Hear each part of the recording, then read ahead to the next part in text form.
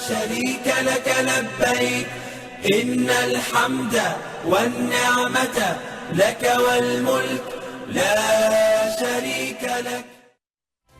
Jemaah haji diimbau menggunakan kain ihram sejak keberangkatan. Hal itu dilakukan karena jemaah haji akan mengambil mikot di dalam pesawat sebelum mendarat di Jeddah.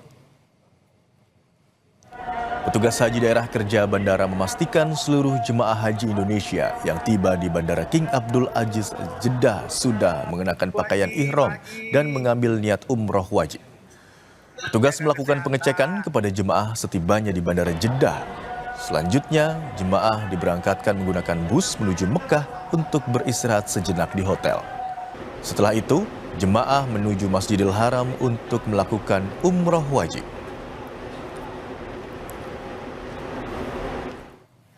Turun di Bandara Jeddah itu sudah berihram, ya, sudah berihram. Diharapkan para jemaah ini yang bawa bapak ini sudah mengenakan ihram di pesawat, ya minimal 1 jam sebelum mendarat. Itu yang harapan kita semua.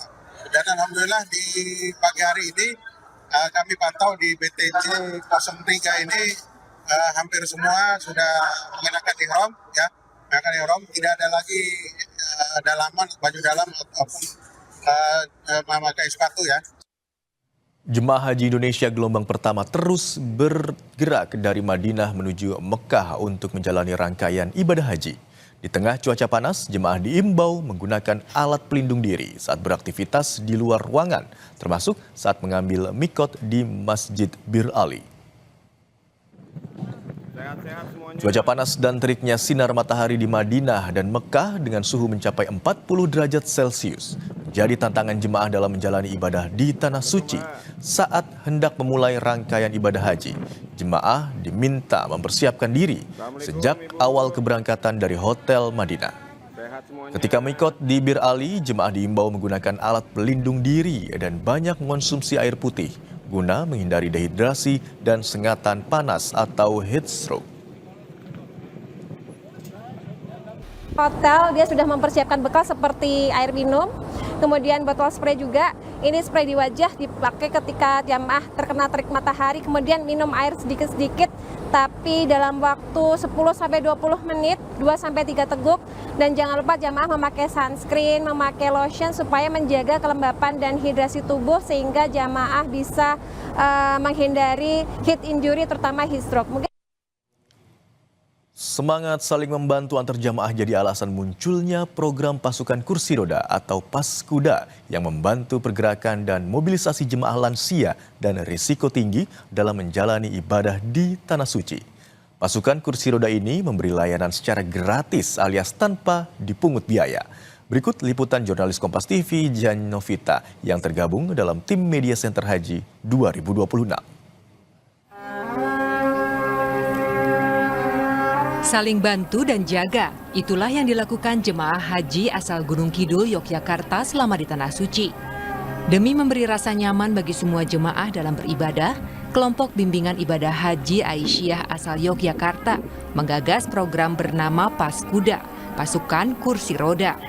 Program ini memberikan layanan terhadap jemaah lansia dan jemaah risiko tinggi. Ini jadi inovasi dalam bantu suksesnya tagline Haji Ramah Perempuan, Lansia, dan Disabilitas. Selama di Madinah, layanan kursi roda diberikan secara gratis bagi jemaah yang membutuhkan. Namun saat puncak haji di Arafah, Musdalifah, Mina, dan saat lontar jumroh dan tawaf ifadah, jemaah dapat memberikan infak Rp250 atau seikhlasnya. Biaya ini bukan sekedar tarif sewa, namun sebagai bentuk investasi kebaikan jemaah karena nantinya kursi roda akan dihibahkan di Tanah Suci sehingga bisa digunakan jemaah umroh seusai musim haji. Berawal pada tahun 2023 dengan tagline haji kita ramah lansia, ternyata pada saat itu sangat banyak jamaah lansia, jamaah risti yang memerlukan layanan khusus tidak sempat terlayani dengan baik. Akhirnya kami para relawan sepakat untuk membentuk satu kelompok namanya Pasukan Kursi Roda yang secara sukarela akan memberikan layanan prima kepada jamaah yang sangat membutuhkan. Bagi jemaah lansia, layanan ini jadi penolong mereka agar tetap bisa beribadah dengan tenang tanpa harus kesulitan. Sekarang tuh saya terasa amat senang, bahagia karena bisa menjalankan ibadah haji. Jadi saya nggak terlalu capek. Kemarin kan saya kesini cuma jalan kaki, itu akhirnya sakit. Sampai di rumah itu terasa kayak sakit gitu loh, Mbak. Tapi sekarang sudah alhamdulillah, sudah nyaman. Meski dimulai dari langkah sederhana, program Paskuda menjadi wujud nyata kepedulian antar jemaah di Tanah Suci. Paskuda berharap jemaah lansia tetap dapat menjalankan ibadah dengan nyaman dan penuh kebahagiaan. Jihan Novita, Kompas TV, Madinah, Arab Saudi.